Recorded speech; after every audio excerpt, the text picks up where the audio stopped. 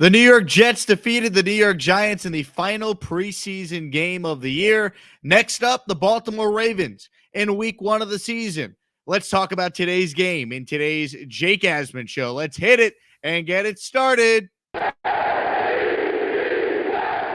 it! Welcome in, everyone. My name is Jake Asman. This is the Jake Asman show. The Jets just had one of their greatest wins in the last 20-something years, and we're going to break it all down. Zach Wilson, Robert Saleh, C.J. Mosley, Joe Douglas, Elijah Moore, Jermaine Johnson, Sauce Gardner, Garrett Wilson. I think this is an excellent pick. Of Super Chats, you cut the line, smash the like button down below. That's that thumbs up icon. Now, let's talk about the New York Jets.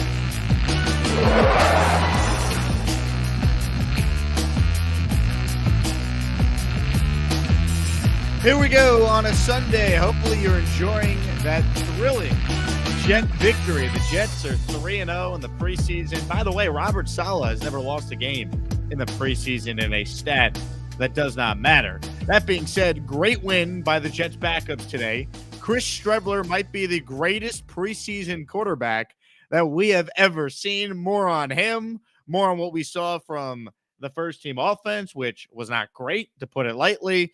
What we saw from some key players on defense. The Jets starting defense was out there for what I thought was at least two series. There were some starters out there for a third and fourth series, but the main guys only played about two. Robert Saleh has already announced at his post-game press conference moments ago that, shocker, Sauce Gardner will start at corner. And he also talked about Denzel Mims, so we're going to get into that because Mims certainly one of the big stars of today's game. Let me give you some big takeaways first. We're going to open it up to your comments, questions. We're going to take plenty of calls in the show as well. If you have a super chat, get those in. Those go first when we get to the Q&A portion of the show. As far as the biggest takeaway out of anything I saw, it does not appear like the Jets had any major injury today, which, knock on wood, was all you wanted to see. My biggest fear is what happened to Tyrod Taylor when he was out there for the Giants. Michael Clemens, who's an absolute beasto, by the way, we'll get to him, had a nasty but clean and legal hit on Tyrod Taylor. Tyrod leaves with a back injury, needs to be carted off. You get scared that could have easily been, Joe Flacco. We already have dealt with Zach Wilson going down with an injury. Obviously, Mekhi Becton got hurt in training camp. The last thing the Jets needed 2 weeks to go until week one was a catastrophic injury. I'm sure there'll be some guys banged up, as there always is, coming off a football game, but it's important to note there's 14 days between now and week one, and it appears like the Jets in this 31-27 win did not suffer any catastrophic injury. So I want to start there because really that to me is the biggest thing with any preseason game. Now, as far as the first team offense, we saw Joe Flacco go out there for the first time with the 5 offensive linemen that will play week one, assuming everyone's healthy. And I thought the opening drive was a pretty good drive by the Jets. It was interesting to see that they threw deep to the tight end a couple times today. Nice to see Uzama and Conklin involved. Elijah Moore made a couple of nice plays. Obviously, the key play of the drive was the fumble by Michael Carter. Give credit to the Giants defensive player. That was a nice play, punching that out. But that can't happen in a game that counts. That derailed an entire drive. So obviously, that drive ends with a fumble. You get no points out of it. But the Jets were marching. It was a 10-play drive, 51 yards. It ends with a fumble. So you look overall at the first team offense. 4 total drives, 10 plays, 51 yards, and a fumble. The next drive, not good. 3 and out, 4 plays, 24 yards. You had to punt. By the way, Braden Mann stinks. I want to put that out there. Another bad pick from that 2020 draft class, so it appears. Releasing Thomas Morstead so the Jets could keep Braden Mann. Looks like that was a bad move. But that's an aside compared to the other things I want to get into here. The third drive was a decent drive by the Jets. They should have done more. 5 plays, 17 yards. They settled for a field goal. Okay, at least you got points. It's the last drive that was ugly. 3 plays, 7 yards. And Joe Flacco, of course, throws that horrific interception, one of the worst interceptions you're ever going to see. Look, it's rust. That's why Flacco's out there. I'm not going to put too much stock into it.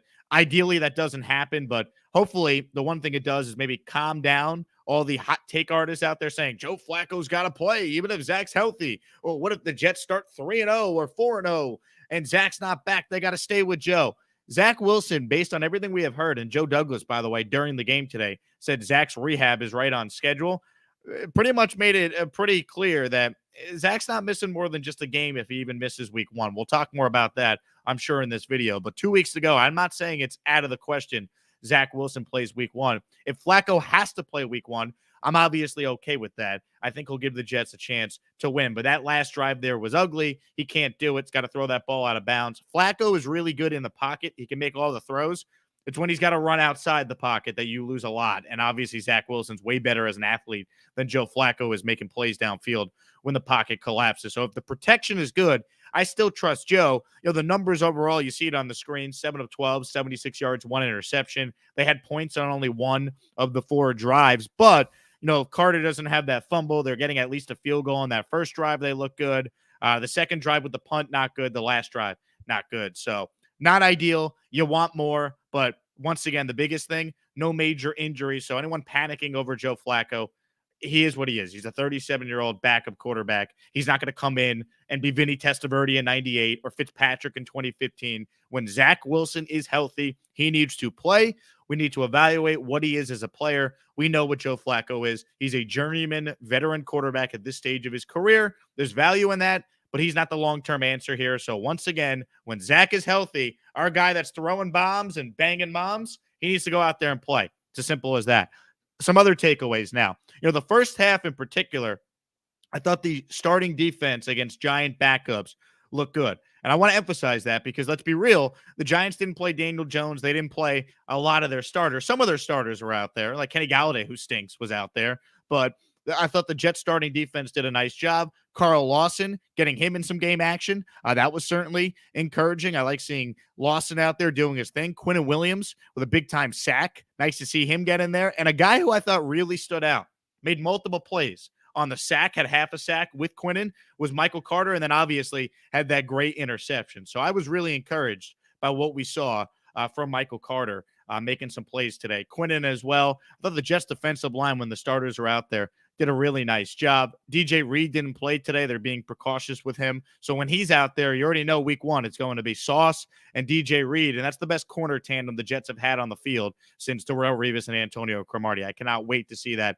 when the games count. CJ Mosley played. He left the game without any injuries. That's a positive. Jordan Whitehead played. He left the game without any injuries. So I think there were some encouraging signs from this Jets defense, but it's important to note they're going up against backups. Some other players to highlight here. Mike White was excellent in the first half. Nice to see that type of performance from Mike White because, let's be real, Strebler has outplayed him. And in the second half, we got more of the greatness of Strebler in the fourth quarter, which we'll get to. But I still think the Jets will value Mike White because he has played in the NFL in games that count and has won a game in the NFL. So I think Mike White still has the inside track to be the backup quarterback week one, assuming Zach Wilson is inactive for that one. That being said, Mike White, 10 of 13, 142 yards, 2 touchdowns in that first half. He looked good. Great job by Jeff Smith on that drive before the end of the half. Denzel Mims made a bunch of catches at the end there, a 2-minute drive at the end that ended in a touchdown. And let's get into Mims now because Denzel Mims had what I think is the perfect game you want to have if you're trying to either see the field for more playing time or you want to go out there and you want to be traded to a team that will play you a lot more. 7 catches overall, 102 yards, 1 touchdown. At the end of the game, he got hurt, wanted to stay in the game, went back in the game, showed some toughness there. I like seeing that from Mims. I just want to be real about where things stand with him. Robert Saleh even said after the game, he's one of our 6 best receivers. He's obviously making the team, but he's not playing over the 4 guys that are definitely in front of him. And Jeff Smith, based on playing time, is in front of Denzel Mims as well. Maybe that changes after a performance like today, but the odds are still stacked against Mims to get on the field if there's no injuries. That's just a fact. But did he drive up his trade value today? I think he did. How could he have not driven up his trade value based on what we have seen from Denzel Mims? But let's put it in perspective. Mims scoring that touchdown today, that was the first time he's ever scored a touchdown as a Jet. Think about that. So all this talk about Mims, it's not like this guy has been a world beater, as we know. It kind of is what it is with Denzel Mims. If they could get anything greater than a 4th, I think they trade him, but they're not going to give him away. Saleh talked about how, Mims was gritty and he's going to be on the 53 unless something develops. Well, the only thing that could develop is that the Jets get quote unquote blown away with a trade offer. So good job by Mims. I'm rooting for him. This is what you want to see, but I still don't see the path for him playing over Elijah Moore, Corey Davis, Garrett Wilson, or Braxton Barrios. Maybe he can move in front of Jeff Smith, but he's still the number 5 wide receiver pending an injury. So that's my thought on Mims. Now, as far as Streveler, let's give this guy his flowers. This guy is unbelievable, man. These are Chris Streveler's stats in the preseason. Robert Saleh already called it one of the great preseasons of all time. He's not wrong. Streveler, who had no team reps going into his debut game 1 against the Philadelphia Eagles because, well, there's 3 quarterbacks ahead of him and there's just not enough reps in practice for a 4th-string quarterback. He goes out there week 1 against Philadelphia, 6 of 9, 62 yards, 2 touchdowns, including the game winner with 16 seconds left. His second game last week, 8 of 11, 119 yards, 1 touchdown. He came in against Atlanta when the Jets were down 16-3. They won the game. And today we all watched it. 10 of 13, 96 yards, 2 tutties, including the game winner with 22 seconds left. It's one of the great stories in the history of the preseason. I don't know if he's done enough to necessarily be the number 3 quarterback on this team, but he's going to be on someone's roster. The Jets I think, will definitely try and keep him on the practice squad. I mean, someone's probably picking him up, though. Let's be real. Now you might say, Jake, the Jets need to keep him, and I understand that, but I just think, knowing how the Jets think, they're probably going to go with Mike White as the number 3 quarterback here. But shout out to Streveler. Made it fun, made it exciting. I mean, that was a phenomenal job at the end there, and I love the fact they went for the win. They could have easily just kicked the field goal and said, we're going to go into the locker room, end the game with a tie, 27-all. F that, man. It's the preseason. Go for the win, and Streveler, a big reason why the Jets were able to go out there and defeat the Giants 31-27 in the final preseason game. I'm going to go through my notes right now and see if I have any other takeaways before we open it up to your comments and questions here. Let me see. I wanted to highlight Braxton Barrios, by the way. I mentioned his touchdown for Mike White. Braxton Barrios is a baller. Do you not get Wayne Crevette vibes when you watch him play? That guy's a winning player. He's a gamer, makes plays. It's why, by the way, he's ahead on the depth chart over a guy like Denzel Mims, because Barrios can give you a lot as a special teamer, as we all know, and he just makes plays when you throw him the ball. So good to see Barrios find the end zone. Elijah Moore flashed when he was out there. I don't think this is really breaking news. He's really good. We know this. Elijah Moore today, 1 catch, 9 yards, but it was a really nice play. I mentioned the tight ends. Good to see, a bunch of them involved with the offense. We saw a lot of Jeremy Ruckert late in this game, 3 catches, 17 yards. Lawrence Cager had that 1 bad drop, but then, made up for it the next time they threw his way, finished with 2 catches for 24 yards. Conklin was a factor with the first team offense. 2 of Joe Flacco's completions went to him for 27 yards. So you saw really good distribution with the ball. I mean, the Jets had 30 receptions today by how many players? 1, 2, 3, 4, 5, 6, 7, 8, 9, 10, 11, 12, 13, 14, 15 players combining for 13 catches. Pretty good distribution there. And one other guy I wanted to highlight. Nice to seemingly have a kicker, am I right? Greg the Leg Zuerlein wins the starting kicking job, proceeds to go out there and hit a kick from 49 yards with ease. And he was 4 of 4 on extra points. So let's hope that carries over into the regular season, because we're obviously all just dying for a competency, at that position. So with that being said, we're going to open it up now to your comments and questions. Super chats, cut the line. So if you want to join in on the fun, write those in. We're also going to take some calls as well. I'm going to post the link in the chat box to join on camera. It is very easy. You copy and paste that link into your web browser, have decent internet. We'll bring you on, and we'll see what you guys are thinking in regards to the Jets. Before we get to your comments and questions, a word from my sports betting sponsor. That is BUSR. They're my official sports book. They should be yours too. Now's the time. Week 1, 2 weeks away. I can't wait. Sign up and make your account and bet on the Jets in week 1. BUSR.com/Asman. There, you're going to find live betting, future betting, any sport. They got an online casino with over 300 games. If you are a sports bettor, this is the sports book for you. Check it out at BUSR.com/Asman. New signups get a free play up to $1,000. Check it out, BUSR.com/Asman. All right, here we go. Comments, questions, anything on your mind. The super chats are going to go first. I got to find them because we got a bunch of people watching right now. Appreciate all of you who support the show. Also, shout out to listener Adam, nice enough to send me a throwing bombs and banging moms t-shirts. So my man Adam Curse hooking me up. I want to give him some love here on the show. I appreciate that. All right, let's get to some super chats and we'll take some calls as well. Everardo checks in. He says thoughts on the offensive line. The starters, when they were out there, they were okay. Flacco was running a couple times for his life. They needed to play. I understand why Robert Saleh wanted to give them some reps today. Seems like they came away without any serious injuries, but it is what it is. I mean, they have 2 weeks now to get a lot better to be set. I'm just catching up on some post-game comments here as well from Saleh. He basically said it looks like Joe Flacco is going to start week 1, but I mean, that's not a surprise. I think we'll see Zach Wilson week 2.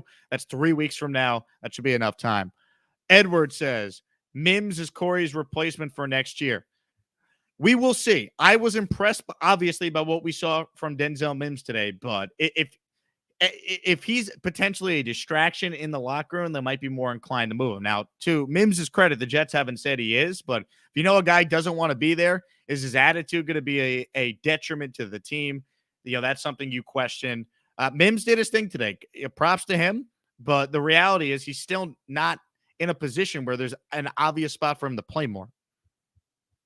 Brian checks in with a super chat. Strev is not as inaccurate as people say. The guy's a winner, man. All I know is Strebler went out there and he made this game fun. He made this preseason fun. I don't know if there's necessarily a spot for him, though, on the 53. We might be looking at Strebler as a practice squad guy, but I could see him going out there and getting picked up by another team. Ricky checks in. Can Coleman and Bam both make the 53 or no? I'll tell you what. Bam, I thought, was another guy in my notes I didn't get to here. Bam Knight looks like the third best running back on this team. Now, maybe they favor Coleman because he's got the familiarity in the system the longest and he's a veteran and they don't want to go total youth movement in that room. But if we're just looking at what we saw in game action, did Bam Knight not look like the best running back that we saw today? I mean, to be fair, that's how you got to look at it, no? Let's keep going with your comments, questions, anything Jet related that is on your mind. I just want to make sure I didn't miss any super chats because we had a ton of comments flood in at the beginning of the show. All right, we're going to get to your calls here as well. So if you want in, I'm posting the link once again in the comments. We're going to take some calls here on the program as well. Let's check in with our guy, Jets Forever. Feed Mims. Keep Mims. It was a banner day for Jet Forever. I wonder, though, did Mims play too well for you, Jet Forever, where he's no longer on the Jets on Tuesday? We shall see. Carly says 550 watching and 96 likes. Come on, everyone. Take a second and like the video. Appreciate the support from Carly. She's right. Likes help the channel continue to grow. All right, let's get some calls in here. Keep sending in your comments and questions. We'll mix and match now, talking about today's Jet win over the New York Giants. Let's go to our guy, Ricky Lopez, on the Gusbuster Umbrella video call hotline. What's up, Ricky? How you doing? Can you hear me, Jake? Oh, we hear you. I like your hair. You kind of got like a little Braxton Barrios vibes to it. Barrios inspired me. I got a blonde mullet now. What's up, man? Nothing. You cut me off if I'm rambling here because I don't know how this works. But calling in from New Brunswick, Canada. Shout out any Canadian Jets fans. And I just got to say, I'm so excited for this team. Like the most excited I've ever been for a Jets team. What excites you the most in particular?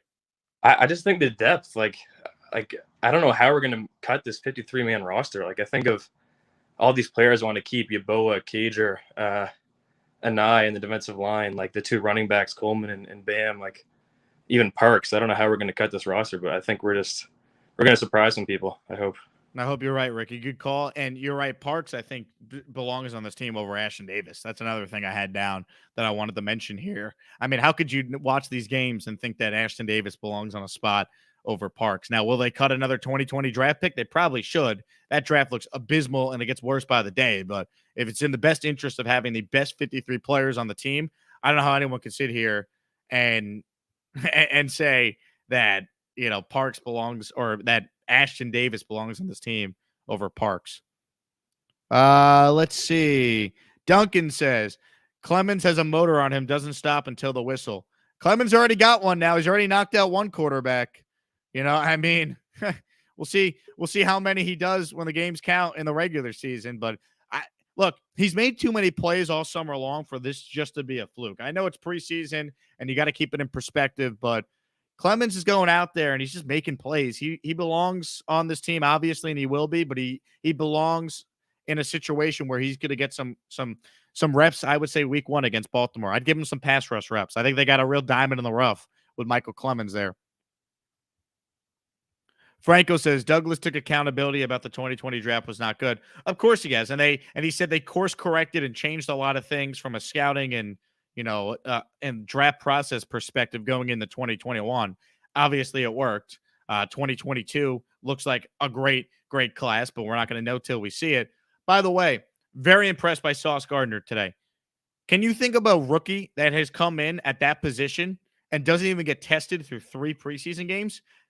A team didn't even try and throw at Sauce once in 3 games. That's something right there. I'm telling you. Sauce Gardner continues to impress. I can't wait to watch the film and go back. George checks in. Jorge Perez, he says, I think Cager doesn't have enough talent to overwhelm him in this room. I think he's cut. Cager's a tricky one because I think he's the guy that gets picked up by another team if they cut him. I don't think you could stash him on the practice squad like what they did last year. So keep that in mind. Randella says Breece Hall will be a weapon with a little blocking. Yeah, Breece Hall is good, man. I mean, we know this. I can't wait to see what he could do when the games count. A Jake Asman fan says, hey, Jake, what about this defense do you like the most? I like the pass rush depth. I really think for the first time in years, the Jets might have a defensive line that's going to get after the quarterback and help them win some games. I mean, they got a lot of guys there, man. How about Bradley Anae as another guy that's made plays in all these games? Can they find a way to keep him? I'm fascinated to see what the 53 is going to look like following what was another really good game by Clemens and Anae. Bryce Huff was out there in the 4th quarter. He was also playing in the 1st quarter. That speaks to the depth that the Jets have on this team. Let's go back to your calls now. Let's go to V-Man, who joins us on the Gus Buster Umbrella Hotline. What's up, V-Man? What's up, man? Can this season start already? It's like 2 weeks. I can't wait. No, I'm not the only ones who are excited. These 2 can't wait either. You got the dogs in the car? Yeah, no, I'm just about to head out to work, so I thought I'd give you a quick call in. Man, it's like what excites me the most is the gobs upon gobs of talent. I can't comprehend the Jets team having this engorgement of talent. It's just like you just think to yourself, is this reality sometimes? I mean, V-Man, I appreciate the call, man. It's still just preseason, so put it in that perspective. But they have legitimate talent on this team. You tell a non-Jet fan that, they laugh at you, but we see it.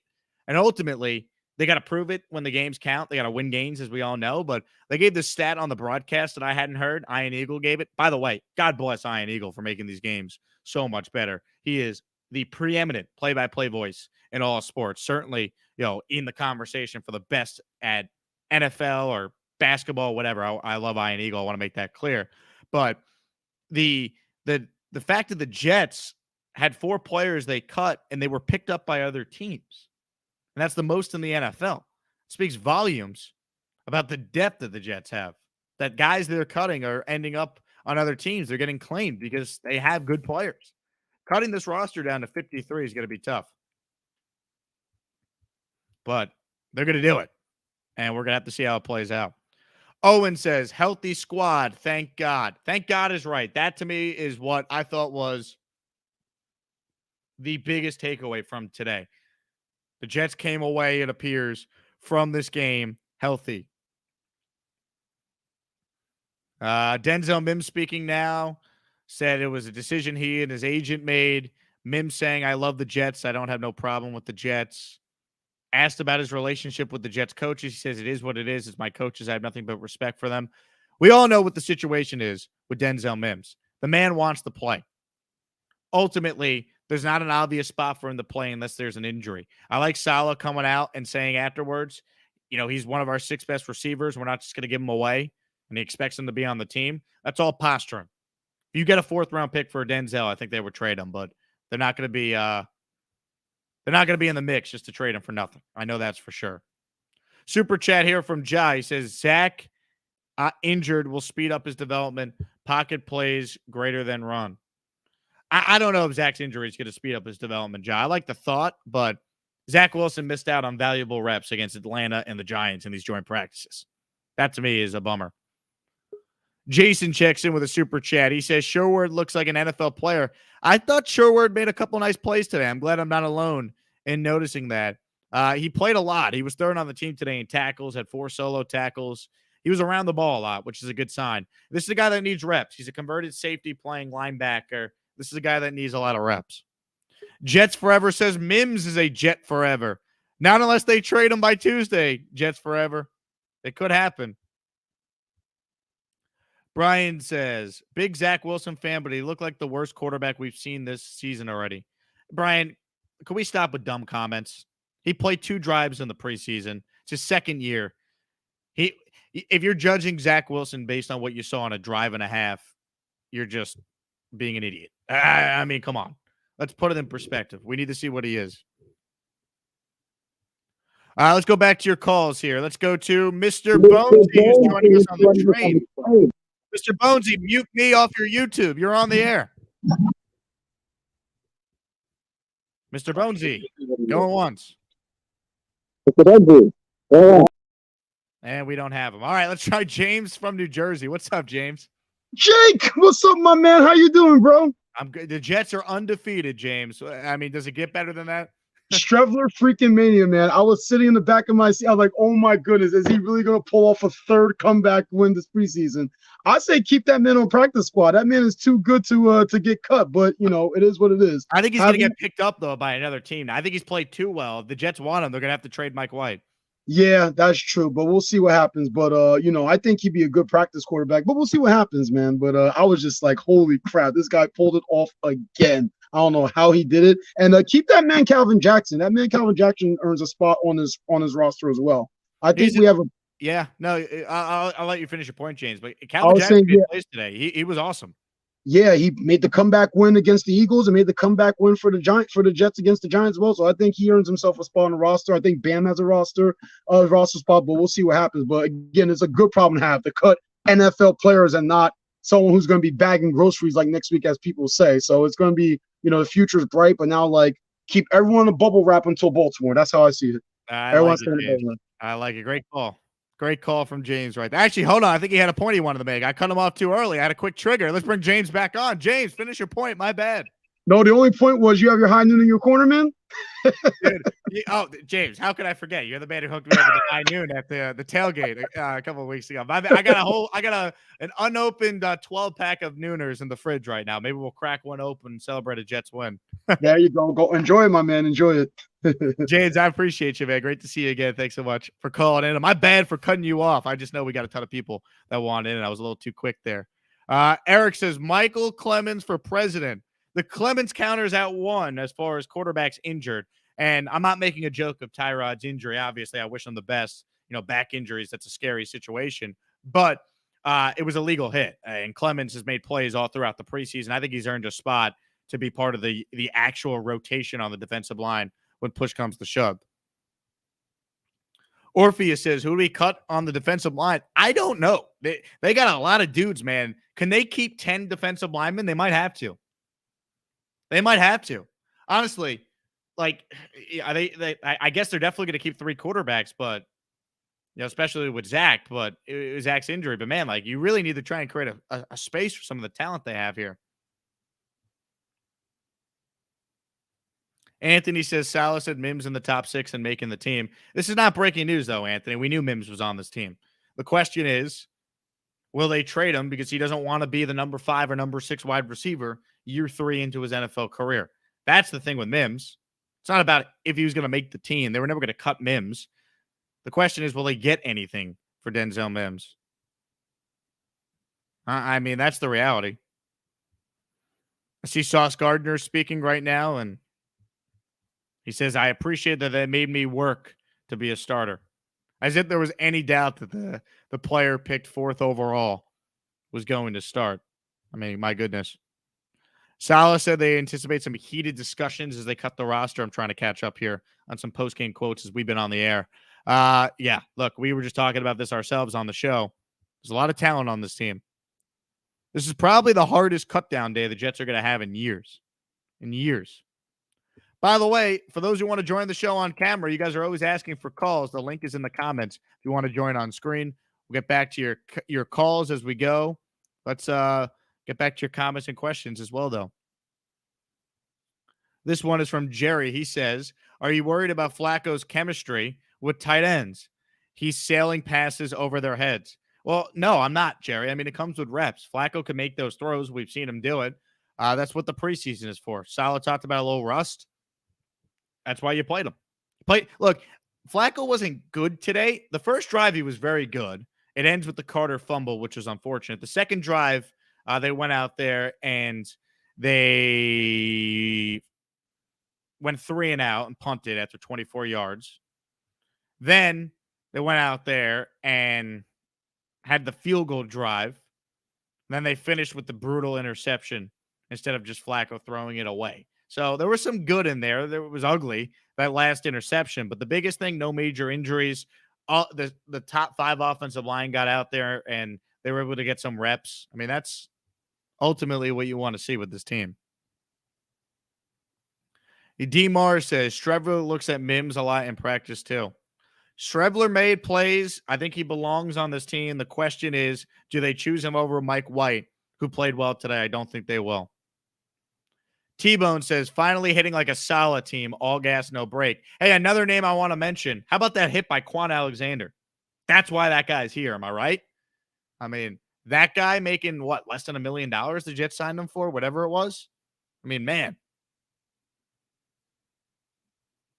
Beth Page Chris checks in with an overreaction. He says, so far, 2 games. The excuse was we didn't have our starters out there. Now our full squad of starters lost to the Giants backups 10-3. We should have pounded them like the Eagles pounded us. Worried. I mean, Chris, let's look at what happened. The first drive, they're moving the ball. They're in position to get at least a field goal, and Michael Carter has a bad turnover. Are we really going to nitpick and freak out over 4 drives? The last drive was bad by Flacco. Do we all of a sudden think Flacco's the worst quarterback ever after some of you were saying he needs to play over a healthy Zach Wilson? Joe Flacco's the greatest thing ever? Can we calm down? I'm just not people got to relax. There were no major injuries today. They did move the ball. There was some ugliness there, but that's expected when the starters are playing for the first time. Just relax, Beth Page, Chris. Relax. They won the game. They won every preseason game. The starting defense, which I'm sure you were panicked about when the starters weren't playing on the starting defense the first 2 weeks of the preseason, they went out there and they look good. And I get it. It's against Tyrod Taylor, who's not the Giants starter, but Tyrod did start for an NFL team a year ago. It is what it is. Let's not freak out. I mean, you're worried after today? I mean, that to me doesn't make any sense. Creme Della says, hard-hitting Jets. That's right. They were hitting today. Show Quan some love. I will. I just did. He's awesome. Kenneth says, let's be real. We're all really viewing to hear Jets Forever's takes on Mims' performance today. If Jets Forever was a human being, we'd invite him on the show, but he's a robot. So he says Mims is a superstar. Problem is, there's no spot for Mims. James says, I feel bad for Tyrod Taylor. He could never stay healthy. As someone who had to watch way too much Tyrod Taylor last year, I wouldn't really feel that bad for him. He couldn't beat out Davis Mills last year. He was so bad. Mills completely outplayed him at the end last year. Jay-Z says, Clemens, wow. How about that? Jets Forever wants $20K to come on the show. I'll tell you things that will never happen for $1 million, Jets Forever. Anthony says they were ready to play today. Happy to see. Not according to Beth Page Chris. He's freaking out. Let's go back to your calls now, shall we?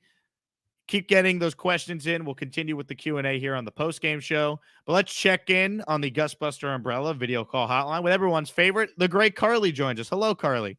Hi, everyone.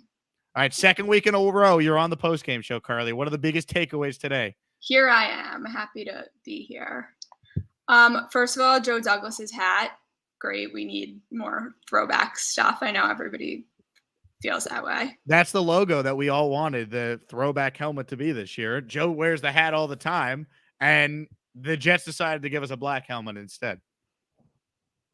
We need throwbacks.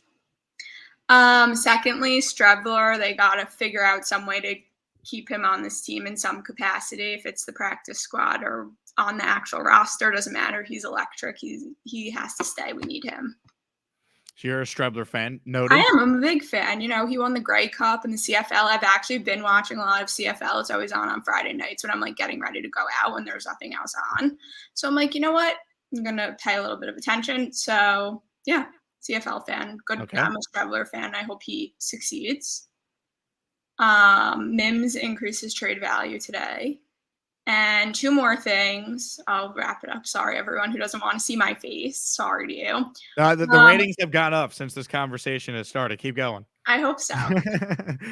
2 things. If anybody has good t-shirt or merchandise ideas or designs or whatever for Jake's show, put them in the comments. I'll go through them and we'll find some good ones and we'll get something going. Because guess who's going to set up the online store? That's right.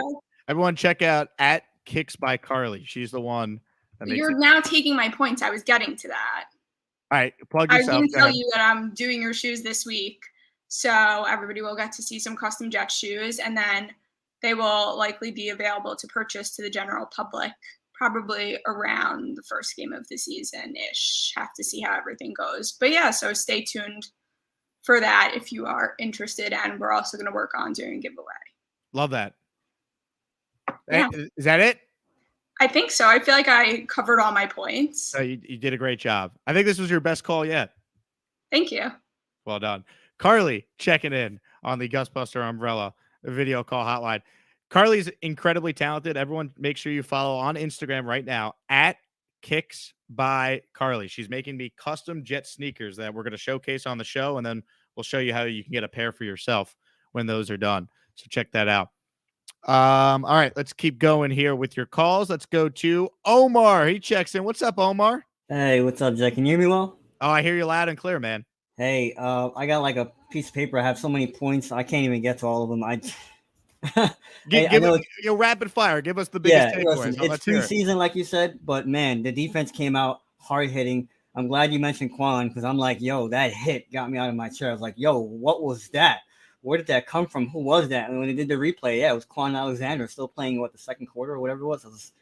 Geez, Flacco looked good. The floor offense is a scheme that schemes guys open.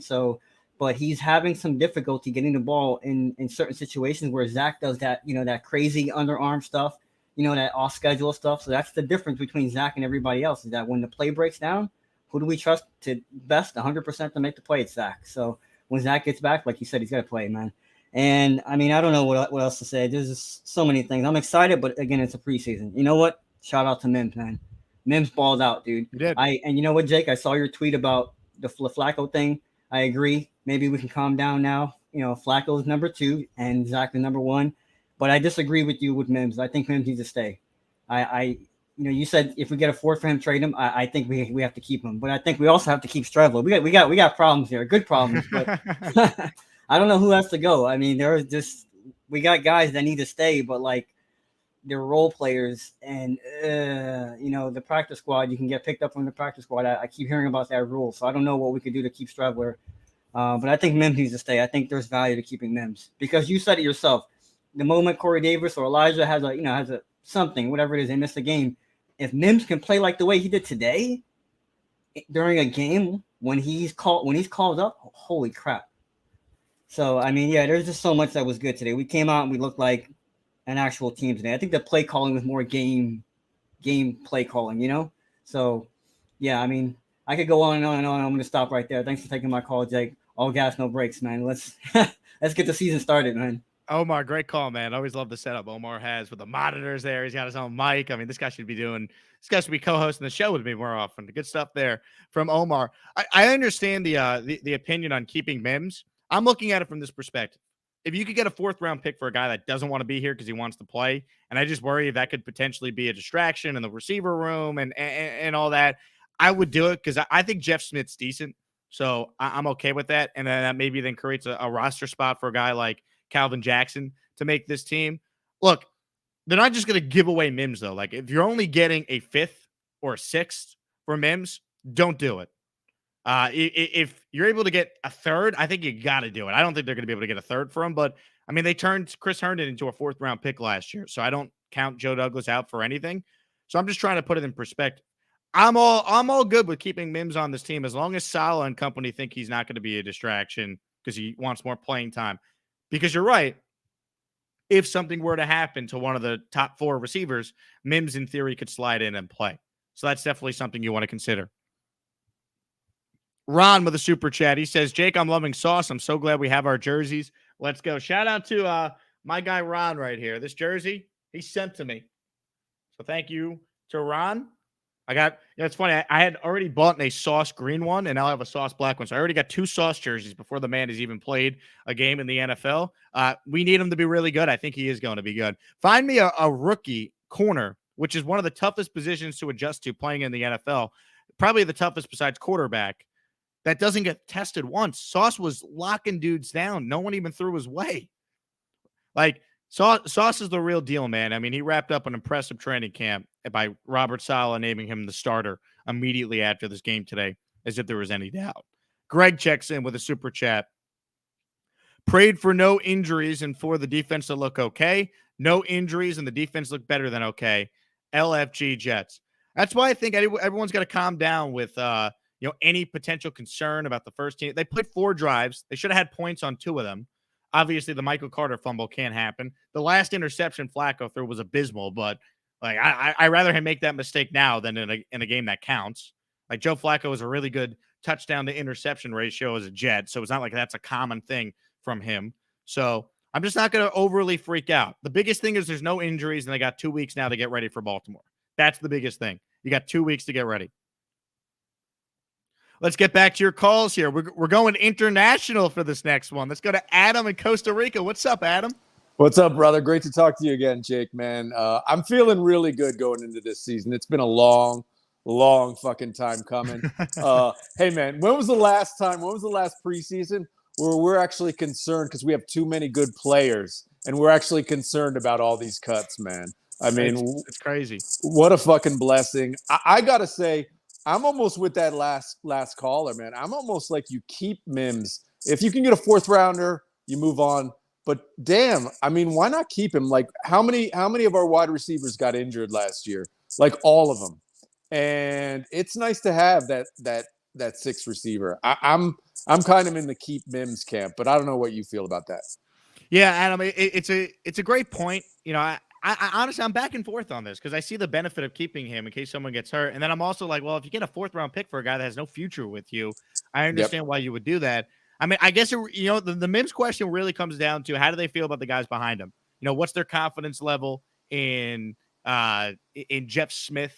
What's their confidence level in some of the other guys that we've seen, like Calvin Jackson and Tariq Black? And, like, we could just keep going through the names. I mean, the other thing is, like, Lawrence Cager is a converted wide receiver at tight end. Would they ever consider him going back out there at wide receiver? I mean, hopefully you don't ever have to see that because that'd mean there's a ton of injuries. So I have like a million thoughts in my head about how the roster would look.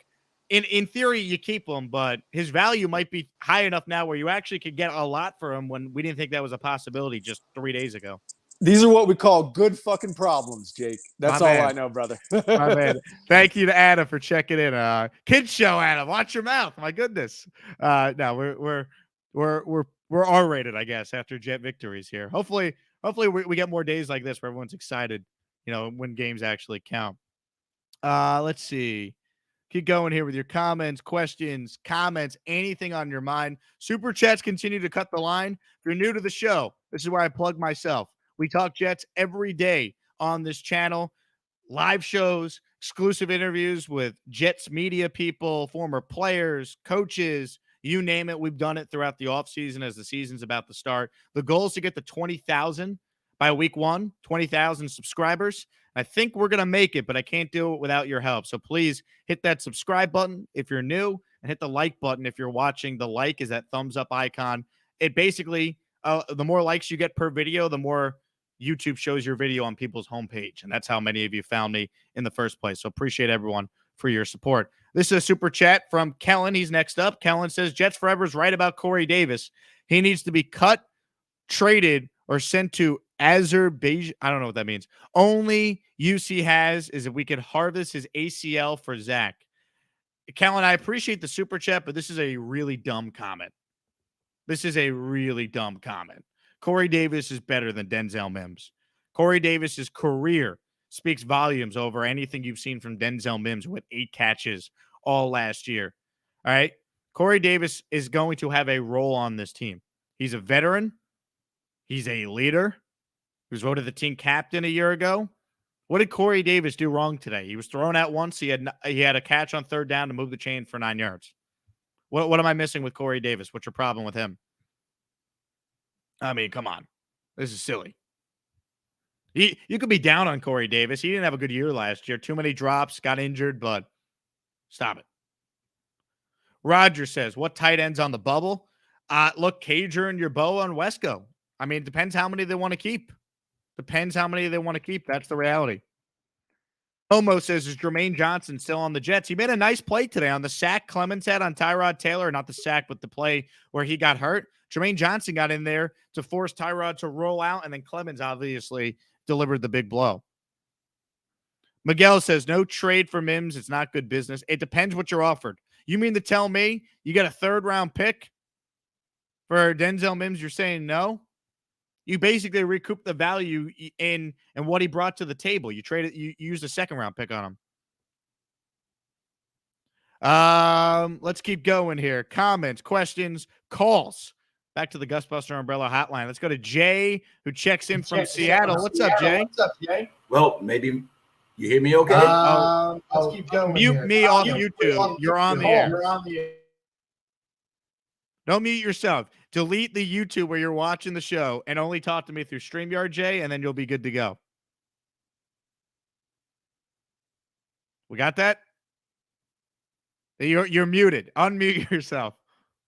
Okay. There you go. Now we have you. Okay. Anyway, thank you for everything, man. You've kept this preseason for us like no one else ever taken care of us. So thank you for that. Thank you for watching. You put a lot of hard work, but you really kept us entertained. So thanks.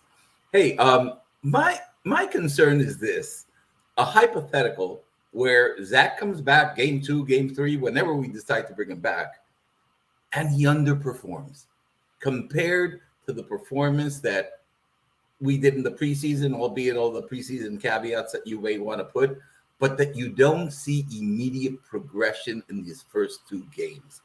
What the heck is going to happen then? Well, unless Zach is just awful, to me, he's going to play, Jay. They need to find out what he is. And honestly, if Zach is just god-awful, then you pretty much know, hey, we screwed up. We don't have a quarterback. We're either drafting another one next year or we're going to have to bring in a veteran or something. But they're going to give Zach every opportunity to be the guy. I don't see the scenario where Zach is just god-awful. I think he's going to be vastly improved, and he was vastly improved down the stretch. We're going to see more of that, I believe, than what we saw his first 9 games when he really struggled as a rookie. Yeah, I'd like to see him at a point that's beyond where he was in the latter part of last year. Because in the latter part of last year, he still didn't have that much time with the playbook, with the players. Now he has players and he's had time for the playbook. But one of the things that really threw me off kilter is, why the hell is he sitting in a suite watching the game? And he's not on the sideline with a pair of headsets watching what the hell is going on. He's not allowed to. That's why. He's not allowed. He's not able to stand. So they said that he's going to be sitting down until he gets the clearance from the doctors to be able to stand for multiple hours at a time. That's why. That's where the injured players were. If you notice, there were other players behind him that were injured. It's not like he's in a suite with season ticket holders. He's in a suite with other Jet players. Joe Douglas was watching from a suite too. Yeah, I get it. Well, thanks again for everything. Really appreciate you taking my call, and apologize for the muteness, but it's all good. Thank you. You're good, Jay. Thanks so much for your support. Really appreciate it, man. Thanks so much. Let's see. Did I miss any super chats here? Those go first. We always prioritize those first because anyone who's nice enough to give me money to answer a comment.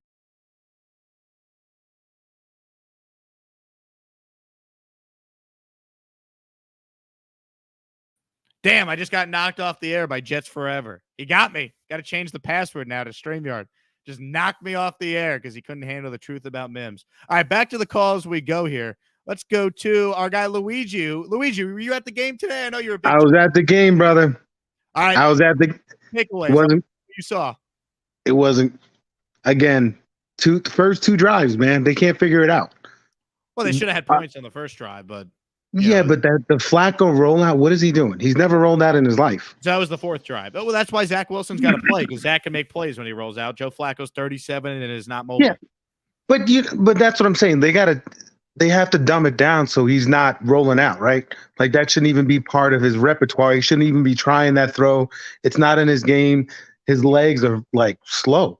It looked like me rolling out over there. It wasn't good.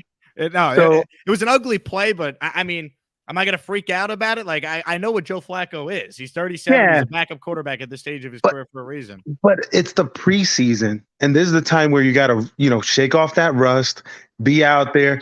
And then they pulled him right after that. I'm like, why are you pulling this guy? Let him get another drive in. Why are we, he throws that's a bad taste for 2 weeks. So to me, it didn't make any sense. Like I said, we've been going back and forth with this in the chats. I don't think everybody's on the chopping block for me because they haven't proved anything. Leave them out there. Let them shake it off. I know we're winning it in the fourth quarter, but to me it doesn't make any sense because none of those guys are going to be on the team. Like maybe a handful of the guys that played, with 5 minutes left in the game are going to make the team. So go ahead. Just to address your point on Flacco, I don't think you're wrong for saying, hey, give him another drive after that interception. I thought maybe they were going to, because Salah said a quarter to a quarter and a half. He played a quarter, played 4 series. I just think Salah realized, hey, this guy's running for his life. Why are we putting him back out there? Like you saw what happened to Tyrod Taylor. That easily could have been Joe Flacco today. So that's why they didn't do it. Look, it was a bad play, but I mean, that's why hopefully this calms down some of the asinine takes of, well, if Joe Flacco looks great, we should sit Zach. Like the scenario of Joe Flacco starting 3-0 or 4-0, it's not happening. 1 and 2, he's not going to be. Zach Wilson's going to be healthy, in my opinion, by week 1, and they're going to be cautious and then have him come back week 2. Yeah, Wilson's stock just went right through the roof. But it was good checking in with you guys. Luigi, you had to be encouraged though by the defense. No, you called me last week. You were worried about the defense. They went out there today. They played well. That's the best. I'll be honest. That's that is what we got. Like the Michael Carter pick, the whole stadium erupted.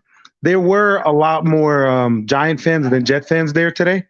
Like really? Everybody around me was Giant fans for some reason. But a lot of we sit on the lower bowl, the PSLs. A lot of those guys didn't come out today. I don't know why. They sold their tickets. Yeah. So that's what it was like. So, but it was still a good atmosphere. We're still, enjoying it. But I think, they got to figure out how to start early and how to just get it. It's okay if, during the second quarter, it looks like that, or the third. But that first quarter, it keeps irking me because those guys are the guys that are going to play if somebody goes out. Like you're playing your top dogs in the first quarter of these games, and they haven't shown enough to be out there. So defensively, 100%, I'm with you. But offensively, without points, it's going to be that those guys are going to be running for their lives too. It's going to be 40 minutes of defense every game. Yeah, good call, Luigi. I appreciate it, man. It was only 4 drives. Let's put it in perspective, right? The Carter fumble can't happen. That ruins points. They could have had 7 there in that opening drive. I mean, that first drive, that's exactly what you wanted to see from the starting offense till the fumble by Michael Carter. It was 10 plays, 51 yards before the fumble. The drives after that weren't good, but it's 4 drives. You shake the rust off, get the cobwebs off. Starting offensive line now has some film all playing together. Like, there's some building blocks there that you could look to entering week 1. I'm just not going to freak out about the starting offense there. It is what it is. Ultimately, I hope people realize Zach Wilson's the starting quarterback for this team when he's healthy. I mean, this idea that Joe Flacco is going to be like this transcendent player for this team, it's like, stop with that. You don't get hit in training camp practices. You can get hit in regular season games. You get hit in the preseason, and that's why, when Flacco's rolling out, the idea or the fear of him getting hit maybe forced him to make that dumb decision and throw that interception. So keep that in mind as well. Let's go to Phil in New Jersey. What's up, Phil? Hey, what's up, Jake? Thanks for adding me here, man. Well, thank you for calling in. Or I'm a radio guy, so I say calling in. I guess it's calling in on video. I don't know. Yeah, man. what an impressive game today. Wow, I'm just blown away, man. Just blown away by all that I've seen today. I'm not gonna make this, really long. I just wanted to just put it out there from now. Mike White can be traded. I don't know about how anybody else thinks, but just me right now looking at this, Mike White can be traded. Let's keep Strev. You want Strev as QB3? Let's keep Yeah. Strev, man. Mike White really, just from my perspective, Mike White really just had that one flash last year, and then it was kind of just like, okay, and then that was just it. But like time and time throughout this entire preseason, Strev has just been lighting it up. Training camp, I was there a couple of times, lighting it up. So I really feel really good about Chris Streveler, and I hope, I know Salah said there's going to be some tough conversations happening within the next 2 days. So Yeah. you know what I mean. But yeah, shout out to defense as well. Quan Alexander, oh my God, Michael Clemens, these guys stellar. They got Just some stellar. hitters. They got some Yeah. nastiness on that defense now. Stellar. And I heard somebody said before, these are good problems to have. This is good problems to have, man. But I'm just pumped up for where we are right now, and I'm just hoping for the best, man. That's all I have to say today, man. Phil, great call. Love the optimism. You're right. I mean, this team's got some players, man. They really do. This team is an improved football team. It doesn't mean anything, as we all know. They don't win games, but it feels like they're in a position to do it. And I think there were some encouraging signs. Like overall today, you saw some good things from the young players. You saw some good things from some of the veterans who will play a role on this team. And ultimately, no major injuries, which was my biggest fear coming into this one. Like the Giants didn't even play Daniel Jones today because they're worried about injuries. They've made the right decision given what happened to Tyrod Taylor. But like, put it in perspective. Like the first team offense was not great. A couple plays led to that bad interception by Flacco, etc. But you come away relatively healthy given the circumstance. And that was just not the case a year ago. Like before the season even started last year, Carl Lawson ruptured his Achilles. You didn't have him. You got him out there today, got him some reps. He looked good when he was out there. Like I can't wait to rewatch this game and watch the film and really see what we saw from some of the starters today. I think overall you should be encouraged. They won the game, and ultimately there were no major injuries. Our guy Nick Russo checks in with a super chat. He says Streveler's game is the most similar to Zach's. That has to be factored into the roster decision. I don't really know if that's factored in at all, though, Nick, because, I mean, ultimately, Streveler would be QB3 or be on the practice squad. Honestly, when you're preparing for Baltimore, Streveler is the most mobile in the sense of like him being a scout team quarterback to try and give you looks on what Lamar Jackson could be like. Streveler's awesome. I just don't know if he's going to beat out Mike White. That's the question. See, in a normal circumstance, your number 3 quarterback is competing with what Streveler did. Streveler wins the job easily. He's the number 3. Most number 3 quarterbacks don't have wins in the regular season on their resume like Mike White does. Mike White beat the Bengals and threw for over 400 yards in that game. That matters. It means he could come in and run the offense if he needed to. That's going to play a big part. As good as Streveler's been, he's doing it up against third stringers, fourth stringers, guys that aren't going to be in the league. So how much does that weigh into the Jets' decision-making? I want Streveler on this team. I just think they're going to keep White, and then they're going to try and put Streveler on the practice squad, and ultimately someone's going to pick him up because of how well he has played in the preseason. Aaron says, I'm ready to get a W week 1. Let's go, no injuries. I hope you're right, man. I hope you are absolutely right about that, Aaron. I think we all are dying for a week 1 victory. Let's get back to your calls now here on the program. If you want to join the show, it's very easy. All you have to do is copy and paste a link into your web browser. The StreamYard link is in the comments. Let's go to our guy, Johnny. He wants in on the conversation. What's up, Johnny?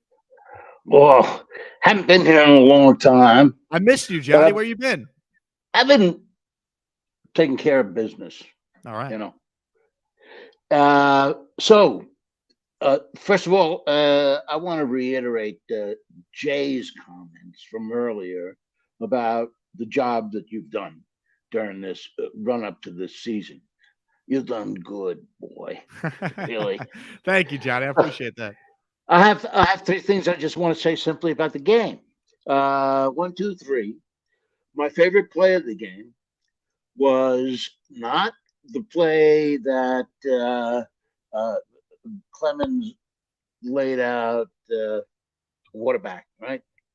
It was the play immediately after that when Clemens, from his left his left outside position, rolled around and chased out of bounds, almost came up to catching the quarterback, who then threw an interception, not an incompletion.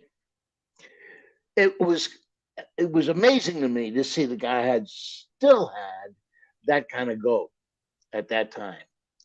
Immediately after he completely flattened the quarterback.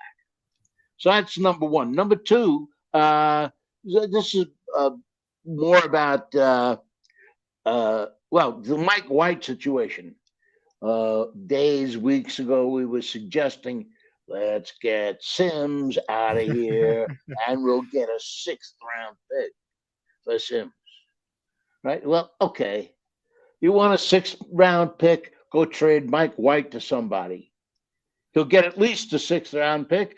Swap it out. That's all. You wanted another 6th-round pick. So you want Mims on the team then, Johnny? You want Denzel I want Mims on the team? Mims on his team. You don't let the kid is in his 3rd year. He's not. I mean, it's not like he's been last year is really. I got to write it off. Basically, he was impressive, was he not? In his rookie year, at least he was getting something, and he was making himself a bit of a name on the team. We looked forward to him coming back and at least giving Corey Davis a run for his money. And then last year, Corey Davis went out. You swap him in. Sims should be on a team, but I'm not Joe. And then the last thing I wanted to say about the O-line. The first-string O-line, when they were in sync and when they were in flow, they moved whoever was in front of them. Now that we're not playing against the first string, but they were in sync, and it was almost like balletic, like a ballet. They went nice and smoothly. That first drive, they were very good. I mean, the Jets had a 10-play drive to open this game. People forget that because of the fumble, but that was an impressive drive. That fumble can't happen in a game that matters by Michael Carter. Right. So anyway, you got anything to say about any of the things I've said? Johnny, great call. Great call. I thought you nailed it. I appreciate it. By the way, I love the amount of books that are behind you, Johnny. I could tell you're a very knowledgeable person, very smart man with the book collection you have. That, but basically, that's my collection of that and another bookshelf full of astrology books. I am an astrologer, and that's what I have. That's what Johnny Morello is known for. Look it up. Just Google it. Just Google Morello. It's a very unique name. Johnny, you're a legend. Thank you for calling. I'm glad we had you back on the show. Thank you so much. The great Johnny. I mean, when he said he was taking care of business, I mean, man, you don't want to mess with Johnny M. That's our guy right there. Let's go to Chris now. Chris, you're up. What's up, man? Hey, what's going on, Jag? Long-time listener, first-time caller. How you doing? Oh, fantastic. I love the way you introed yourself as well. Appreciate that. Honestly, I got to piggyback what he said, too, man. You're doing an awesome job. I know you got your paid gig, but, man, honestly, you're a living legend when it comes to the Jet community. So kudos to you, bud. Appreciate that. What's up, man? What'd you think of the game? You know what? It was a good game. If this is a dress rehearsal to what's going to happen, then I'm quite impressed. I'm quite pleased. You could see the pieces falling together. And as a Jet fan, I tend to yell at the TV a lot. And I usually use my adult voice when I do. But This time I only did it once. So, and I've got a 6-year-old at home who likes to pick up what Daddy says. So,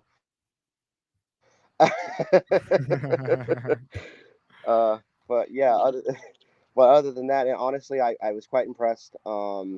Man, I got to tell you, it's gonna suck not having Jets Central. I mean, not Jets Central, but what's his name? The Mims guy that you guys is always on your chats around once they Jets trade forever. Mims. How could you forget Jets Jets forever? Yeah, I know, right? That's going to be interesting when they do trade Mims. Honestly, if Joe Douglas does what Joe Douglas does, I have a feeling he's going to flip this, and we're going to just roll into the next couple seasons. So I'm excited. Chris, good call, man. Thanks for watching. Look, I like Denzel Mims. I do. I will reiterate what I've been saying. His performance today doesn't change the fact that he's still probably wide receiver 5 or 6 on this team right now. Now, we know the Jets always have injuries, so I'm not just going to give Denzel Mims away. My point would be if you got a 4th for him, I think they would trade him. I don't know if that offer exists.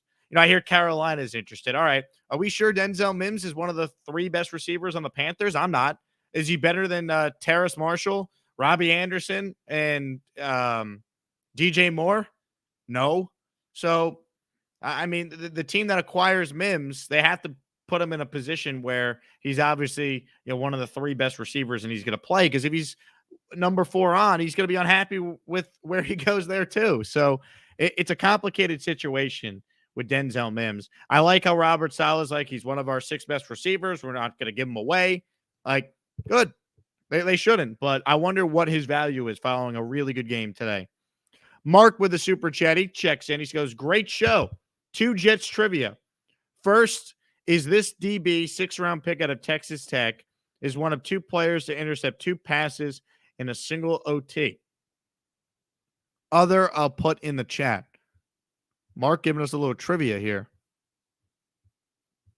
We'll get back to Mark's trivia here if anyone wants to answer his question. But first, is this defensive back, 6th-round pick out of Texas Tech, is one of 2 players to intercept 2 passes in a single overtime.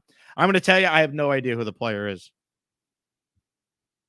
I can't think it's a Jet player. I guess we'll see. We'll do some more calls as well. We've gone for over an hour. We'll go as long as we need to go today. Appreciate everyone who has taken the time to watch the show. If you want in on the conversation, the best way to do it is either via super chat or join the show on camera, like our next caller is about to. Let's go to Aridi, Scranton H-Town. What's up, man? Hey, yo, what's up? Yo, thanks for having me, bro. Yeah, hey, I just want to reiterate, you're definitely doing a good job. This got to be one of the fastest jet going show. I appreciate you watching. Man. Thank you. Yeah, no problem. And hey, when you got Joe on, when you had Joe Beningo on, I knew it was real. It was definitely real. We're gonna have him on again before week 1. That's the plan. Yeah, absolutely. So I wanted to. It was a guy in the comment. He said something about Quentin Williams, and he's definitely right. I would be shocked if Quentin doesn't make it to the Pro Bowl this year. Quentin Williams is gonna have a big year. He's not gonna really be getting double teamed a lot, so I think he's gonna dominate hands down.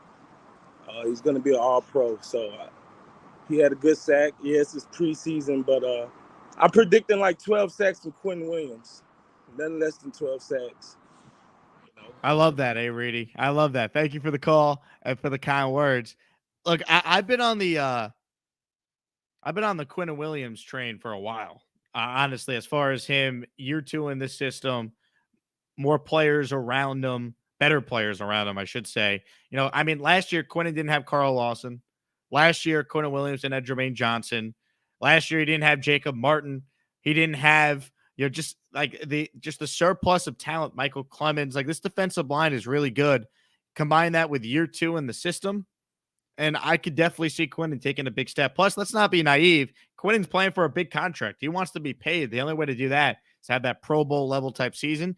I think Quentin's been a good player. He has not been a great player, and when you're picked 3rd overall, that's your expectation. I think he could be there. Also, I was thinking a lot about Mark's trivia question. My first thought was Aaron Glenn, because I know he went to Texas Tech and he was a Jet. But Aaron Glenn was a first-round pick, so I don't think it was Aaron Glenn. That's all I got, though. Mark, let me know the answer in the comments, and I'll check in a second. Gerard says, there's going to be some hard decisions coming Monday, very hard. Let me remind everyone, though, this is a good problem to have for the Jets. All right? In the past, the Jets have had problems where there are not enough good football players that can make the 53. Now, you might have too many good football players that can make the 53-man roster. This is a good problem to have. Let's go back to your calls. Let's go to Jimmy, who joins us now on the Gusbuster Umbrella Hotline. What's up, Jimmy? Oh, look at that. He's got the helmet on and everything. That's right, baby. We here. This is all year. Just kidding. Nah, that was a great game, man. You got the visor, too? I can't get over this. Yeah, man. You know what I'm saying? We out here, Bart Scott with the signature. You feel me? But, man. Let's go, baby. But, man, look. If Zach Wilson could see how these quarterbacks are running the system, and he can come out here and he can be rock solid, make the smart plays. I'm saying, man, the defense looks much better. We're going to have a lot of guys coming in and out with all these cuts and stuff coming on. I'm just saying, man, I'm really, really liking what we're doing here. Really like what Robert Saleh's doing. Really hoping that we can bust out and go over that 6-game wins that they got us at. I like it. I like it, Jimmy. Now, did you wear that helmet during the game? I'm sure people were wondering. Baby, I've been wearing this during the game, playing Madden, and now Jake Asman. This is the cycle right here. This is the cycle. So hopefully we win more games this year, and I'm going to be on every time with this helmet on. I swear it. Jimmy, great call. Love the helmet. Love the dedication. That's as good as it gets. A lot of people in the comments saying Marcus Coleman is the answer to that trivia question. So there you go. There you go. Keep going. The comments, questions. We'll do a couple more here, then we'll get out of here. For those just tuning in, we started the show off with my biggest takeaways from the game before we opened it up to your comments, and we took plenty of calls here throughout the duration of this post-game show. For those new to the channel, I recognize many of you probably joined at some point during this offseason. We go live after every Jets game with a post-game show. So as soon as the Jet game ends, don't watch SNY. Get here instead, and we give a voice to the fans. We'll do calls, and we will talk about hopefully a lot more wins this year than losses. Russell says, great day for New York football. It's a great day for the Jets. I mean, I don't know if the Giants are thrilled with some of the injuries they suffered and whatnot. I mean, I'm sure the Giants feel pretty good about their defense, you know, keeping the Jets starting offense down to only 3 points in 4 drives. Phil says, let's get Jake to 20,000. Hey, let's go, Phil. Appreciate that, man. I think we're going to get there by week 1. You know, my fingers are crossed. Last I checked, we were almost at 1,999 or 19,099. We're at 19,893. So we got 2 weeks to get to 20K, which is a great number to be at. Adam says 9 wins minimum. The Jets go 9-8 and have a winning season. I think we'd all sign for that in a heartbeat, right? That'd be 5 more wins than they won last year. They're winning 9 games. I think you feel really good about the direction this team is going. Crop Duster. Clemens is a beast. No doubt. Michael Clemens has made plays in all 3 of these games. Carly says, if you're watching and not subscribed, do it now. Also, send Carly ideas for what to have in the Jake Asman merch store because we're putting her in charge of making a lot of that happen. Carly and my friend Stan the Man have already come up with some cool ideas. Stan the Man, by the way, is the person who made my awesome intro for this show. If anyone wants an intro done for their show, please contact me, and I'd be happy to share Stan the Man's information because my man knows how to make incredible intros, and he's a great graphic designer, all that. M. Morris says, no more calls for the DC to be fired. You know, great point, M. Morris. We made it through seemingly, I mean, we'll knock on wood we get through the end here. We seemingly have gotten through a post-game show for the first time this season where we haven't had people saying, fire Oberk. Amazing. Omar says, hit the like button like Clemens hunts quarterbacks. Amen to that. I'm putting the link in the comments one more time for those who want to call in. Link in the live chat comments for those who want to call in. Snowball says, can you believe Joe Douglas got a 3rd-round pick for Denzel Mims? Could he? Could he get a 3rd-round pick? Is Snowball predicting the future? I don't think it's crazy. He got a 4th for Herndon, so anything's possible. If a team is desperate, maybe you could turn him into a 3rd. I'd be a little surprised, though. I'd be a little surprised.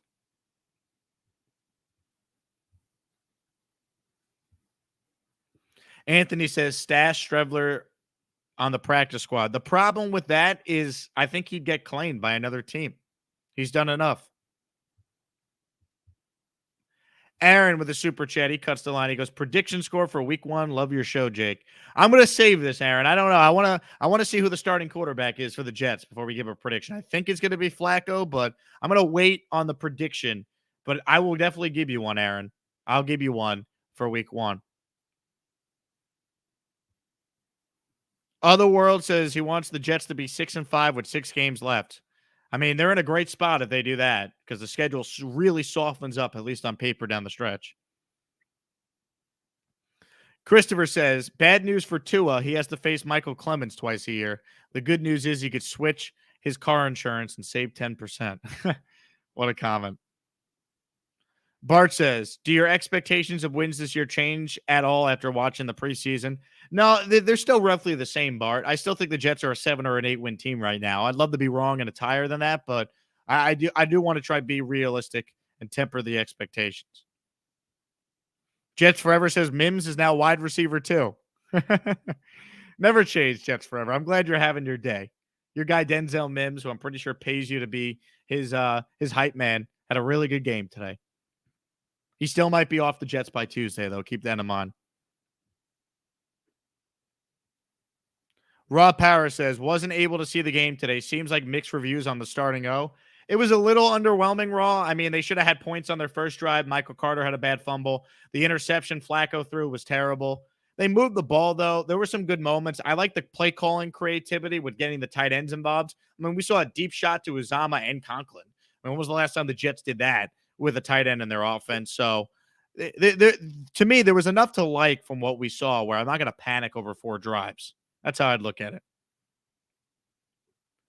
Let's get going with your comments and questions, plus your video calls. We go out to the Gusbuster Umbrella video call hotline. We bring on Franco, who joins us. What's up, Franco? What's up, Jake? How's it going? I'm great. The Jets are undefeated. All is well in Jetland.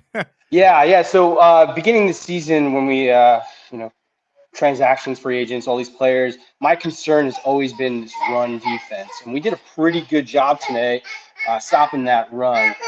Sorry for the little baby. But we are – how do you feel about this defense now, this run-stop defense? Going in, 2 weeks, we're going against the Baltimore defense, our offense, running back. How do you feel about that? Franco, appreciate the call, man. I'll let you get back to the crying baby there. I appreciate you checking in. Look, I feel a lot better about the run defense than I did, obviously, going into the season a year ago. I feel a lot better about the run defense than I did going into the offseason. Until they prove it, though, I think every Jet fan has a right to be a little concerned, right? You're relying a lot on the additions you brought in to prevent big plays. I'll give you the stat Robert Saleh's referenced. The Jets actually last year, from a statistical standpoint, were not as bad against the run as it might appear. They were 13th in run-stopping success rate. So out of 32 teams, they were 13th. Now, that's a stat that measures success based on down and distance. The issue the Jets had last year against the run is that they were abysmal in allowing explosive runs. So when guys got to the second level, it automatically was a big play. The defensive line in and of itself wasn't terrible. The reality is they need to go out there and they need to get better production from linebacker. Quan, I think, should help there. They need to go out there and they need to obviously get a ton of production out of Jordan Whitehead, out of DJ Reed and Sauce Gardner, who also are really good against the run. And I think year 2 in the system, Lawson being back as well, Jermaine's really good against the run. Like, they're banking on all those factors for them to be better against the run. And when I say better against the run, it's more like stopping the explosive plays, or as Solid just refers to it as explosives. Like, that's key. If they do that, they'll be okay. they're going to be tested right away. I mean, week 1, you're getting Lamar Jackson. We all know how nasty he could be. Roberto says, I've never seen the dog I see in Strebler when I watch Wilson. Maybe I'm wrong. Roberto, we know Zach Wilson's got that dog in him. All right. Come on. You know, when they did the knee operation, there was a dog that was in Zach's knee they had to remove, trying to put it together. JM says Obrick is awful. Why are we trashing? What did Obrick do wrong today? I mean, you guys are the same people that wanted to throw Michael LaFleur off the Brooklyn Bridge 5 games into last year. What did he do wrong today? Mr. Bonesy says, LOL, the kids get louder as soon as you get on the phone. My kids do it on purpose, it feels like. We appreciate Franco for dealing with a crying child to get through and join the show. Snowball says, Michael Clemens is the new cheetah. He chases you down and destroys you. The hype for Clemens is out of control. It really is. Jet Forever says, LaFleur is the best play caller in the sport. I'm surprised you like LaFleur so much, Jets Forever. He's the reason why Denzel Mims is not playing as much as you want him to. This is a shocking comment from Jets Forever. Franco says the crying child stopped as soon as he got off the phone. I love that. Bonesy says the fan base highs and lows game by game is wild. I can't even imagine what the post-game show week 1 is going to be like if the Jets win. It's going to be there are going to be people calling in saying Super Bowl if the Jets somehow win week 1 2 weeks from today. Miguel says Clemens is my favorite Jet. The rise of Clemens has been absolutely insane this summer from the fan base. Bart says Jets scored the most points out of any team in the preseason. Is that true? I did not even realize that. Shout out to Strebler. Also, shout out to Mike LaFleur. That's a credit to him and his offense being teachable and understandable for a bunch of different quarterbacks. The Jets used 4 quarterbacks this preseason. Jay Stone says he's making the fam smash burgers in honor of the win. I wonder what I'm going to eat today to celebrate the big win. You know, let's be real. It's probably going to be Chipotle, but we're open to some ideas. Jets Forever says Mims' time will come. Of course. Jet Forever has clout. You know, I heard Mims, I'm going to try and find the video. We'll play it on the show tomorrow. Apparently, Jets Forever said, I'd like to shout out all my fans, especially Jets Forever, for having my back in the post-game press conference today. David says Brees averages least amount of yards per carry.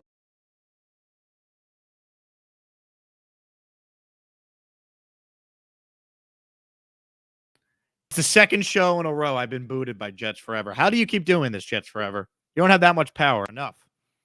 All right, we'll squeeze in one final call here before we get out of here. We've gone for almost an hour and a half. Let's go to Mark, who joins us on the Gusbuster Umbrella video call hotline. Check out gusbuster.com and pick up your #1 umbrella on the planet today. What's up, Mark? Hey, what's up, Jake? Great show. I like the trivia as well. No. There you go. Sorry. You're on the air. What's up, man? Yeah, great show. I'm the one who said a trivia question about Marcus Coleman. Yep. But that is a Monday a miracle. Everybody with the Jets, the thing I'm worried about the most is going back to the last 10 years. Even if they get off to a good start, which they haven't for a while, you worry about their consistency because it's been so long since they've won. And in Jet history, it's like the 2 times that they've gotten off to great starts when they scored like 48 points in game 1, they didn't really have that good of a season. So it's almost like when they start off bad, like in 98, they started off 0-2, and they wound up winning one of only 2 division titles. So to me, I want to see the quarterback play well enough, consistent enough to where maybe we can have him think as a quarterback in the future, because I'm still not convinced yet. He had a good second half of the year last year, but Darno had a good second half of the year in 2019 when it went 6-2. So that to me, because they haven't won it so long, I'm a skeptic. So until they see them win a good amount of their games going forward, it's hard to really get excited about anything. As a Jet fan, you know not to get excited because it usually sets up a bad season. So I'll take it as it comes, but I like the drafting. I like that they're set up where they word for a long time because they didn't have a GM who knew what they were doing. And they haven't had an offensive coordinator who knew what they were doing since Charlie Weiss. So it's good that they've taken steps. Hopefully they can make a final step now.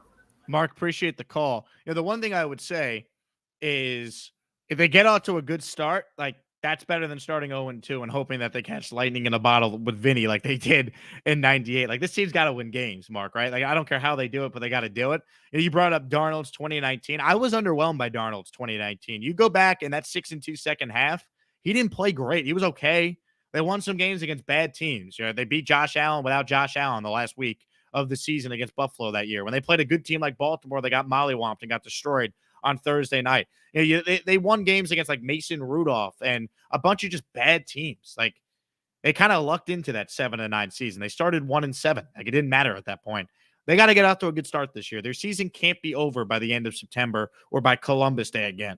They haven't won a game in September since week 1 of Sam Darnold's rookie year. So I understand, Jet fans get too excited if they have a great, let this fan base get excited. They had the worst record in the NFL since 2016. This fan base deserves the right to be really excited. Win week 1. So that's what I would say. And then, they've lost 12 straight games in September. So you want to change the narrative, you got to win some games. And I understand you being skeptical. You have every right to be skeptical, but this team is vastly improved. And I'm going to be incredibly disappointed if they don't find a way to win at least 7 games this year. 7 games to me is the minimum. Let's see. We'll do a couple more here, then we'll get out of here. Shout out to Miguel. He says it's the first time he's been able to see the show live. Miguel, thank you so much. Appreciate that. 1189 says the Jets had a great offseason and a preseason. Now it's time for them to win some games. The difference in this fan base is truly amazing. The last week we were taking calls from people saying it's a disaster, fire Ulbrich, but they won the game. And now we got someone saying they had a great offseason and preseason. Look, I'm happy they won these games. I can't sit there and say, though, it was a great preseason when the starting quarterback got hurt and week 1's likely in jeopardy for him. So outside of the major thing that happened to the quarterback, it was, to me, a successful offseason or successful preseason because you didn't suffer any other catastrophic injuries besides Becton, which, that's also a big deal, but not that unexpected given the situation. At least they signed Dwayne Brown, who's the anti-Becton he actually plays. Miguel says, I've been a fan for 50 years. Can you imagine the pain? I can't, Miguel. I can't. You're the type of Jet fan that deserves a winning season in the worst way. Trust me. Otherworld says the young guys got a taste of winning, even though it's preseason. Real players play. The team is hungry. You could see it. I agree with that. Look, I'd rather win than lose. Lovie Smith told me the other night after the Texans win, if they keep score, we want to win. I think that's how every team should approach it. Crop Duster says, in Joe D, we trust. Can I get that hat that Joe Douglas was wearing today, by the way, when he was interviewed by Ian Eagle and Anthony Becht on the broadcast? That was outstanding. Crop Duster says 7 wins or bust. Let's go. Think about how low the bar is, by the way, that it's 7 wins or bust. That you're not asking for a lot for this team with the GM having 3 full off seasons, the coach in year 2. You're not asking for that much for this team to go out there and, I don't know, win 7 football games. 7 wins means you still lost 10. It's not crazy to ask for that. There's a lot of talent on this team. Zane says, can we be happy the Jets won 3 games and have some very good players? I think we should, Zane. And I think overall today, there's a lot more to be happy about than not happy about.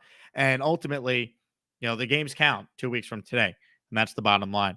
I appreciate all of you for taking the time to watch the show, either live or after the fact. The goal is to get to 20K 2 weeks from today when the Jets and the Ravens open up the season at MetLife Stadium on September 11th. Hit that subscribe button if you haven't already. Thank you for your support.